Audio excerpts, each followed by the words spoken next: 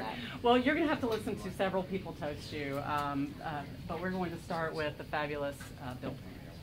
And I've known you for a very long time, and I can truthfully say that you are probably the only reporter I have ever known who's been able to combine the grace of humanity with the ability to be a straightforward, honest reporter. You, more than anyone, have been able to do your job without the snarky edge that most of us have. I left all that to you and Donna. And, well, I think we carried our load, yeah. And I'm sorry to see you go, but I understand why, and it's been a wonderful association to have you as a colleague for all these years. Thank you. Cheers. Cheers. And Ed, if I may, I will say that like many Americans, and maybe some in this room, the first time I was exposed to your journalism was when I heard it as a journalism student. Yeah. I learned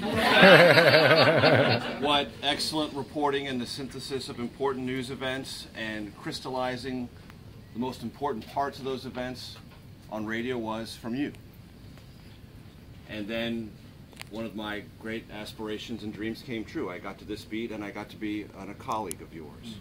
And I learned as we traveled the world how you went about your craft, how you put your stories together. I listened intently how you took a vast array of briefing notes and distilled them and conveyed to the American people the most important events of that presidential day. And of course, you and I well remember, I remember it because you flew on with President Bush on that fateful day of 9/11, that you were the voice of America traveling with the President of the United States, explaining what was happening in those very harrowing hours because you had the seat that fell to you unexpectedly on that very important day. You served the country, you served our profession, you served this beat heroically, and I'll never forget that.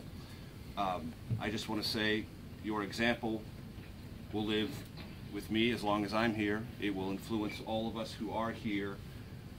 We are better that we know you. We are richer for your friendship. You will leave an enormous void here that cannot be filled, but we will do our best. And